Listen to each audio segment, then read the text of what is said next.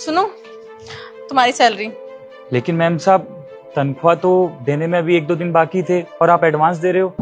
4-5 दिन ही तो बचे हैं, 4-5 दिन बाद भी देना और अभी भी देना है, रख लो। शुक्रिया।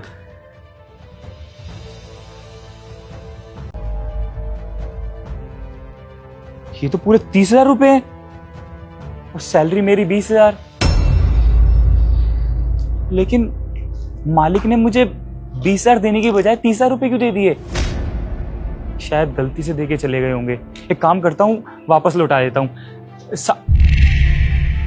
देखो, ये इतना सोच रहा है ना, क्यों सोच रहा है?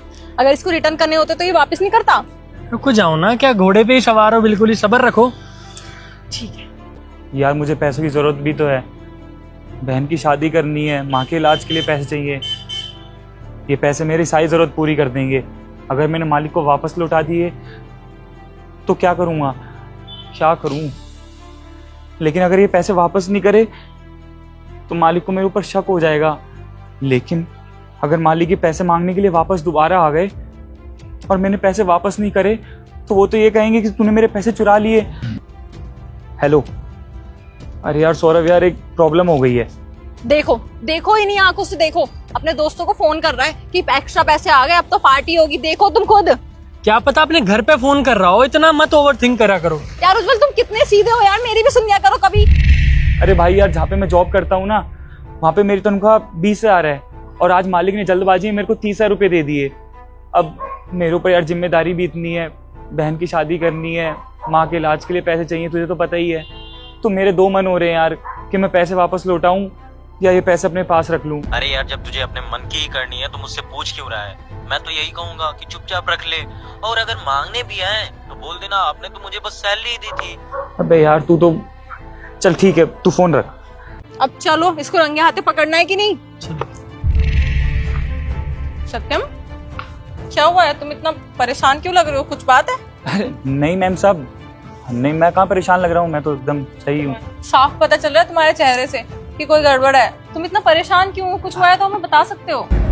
साहब, ये बात है, आपने मुझे सैलरी में है ना पूरे 10,000 रुपए ज्यादा दिए हैं। मेरी पगार तो 20,000 है और ये पैसे 30,000 रुपए हैं। देख, हमें पता है कि तेरे पास एक्स्ट्रा पैसे आए हैं और वो हमने जानकारी दिए थे। जानकर दिए थे? साहब कुछ समझ में नहीं आ रहा मेरे। ये सब ना एक टेस्ट था। जानकर दिए थे? छोटा सा टेस्ट है साहब, थोड़ा साफ साफ बताइए ना, आप बोलना क्या चाहते हैं, मुझे कुछ समझ में नहीं आ रहा। दरअसल मैं और तेरी मेन साहब 1 महीने के लिए इंडिया से बाहर जा रहे हैं और तेरी मेन साहब को ये टेंशन थी अगर हम लोग घर से बाहर जाएंगे तो घर का ध्यान कौन रखेगा, क्योंकि घर में बहुत सारा सोना है, पैसा है, तो समझता ही है ना। टीवी देखते रहोगे? कल हमारी फ्लाइट है, हम इतने दिन के लिए बाहर जा रहे हैं। तुमने सोचा है किसके भरोसे घर छोड़ के जाएं? अपना सिक्योरिटी गार्ड है ना, उसी के भरोसे छोड़ के जाएंगे। दिमाग खराब हो गया है क्या? उस पर कैसे भरोसा कर सकते हैं यार? तुम्हें पता नहीं है इन लोगों का ईमान कब डोल जाए, पता नहीं है कुछ।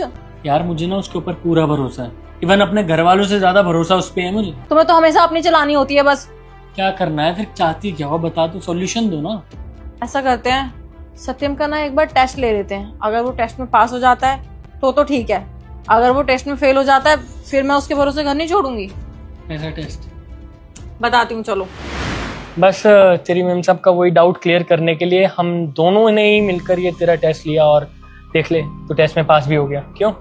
मुझे पता है तुम बहुत टाइम से हमारे यहाँ काम कर रहे हो, लेकिन यकीन करना थोड़ा मुश्किल है, 1 महीने के लिए, वो भी इसलिए सॉरी, आगे से नहीं करूंगी ऐसा।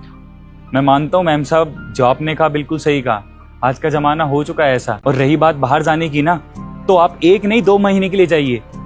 जैसा घर आप छोड़ के जाओगे ना, वैसे ही घर आपको मिलेगा। ये जुबान है मेरी।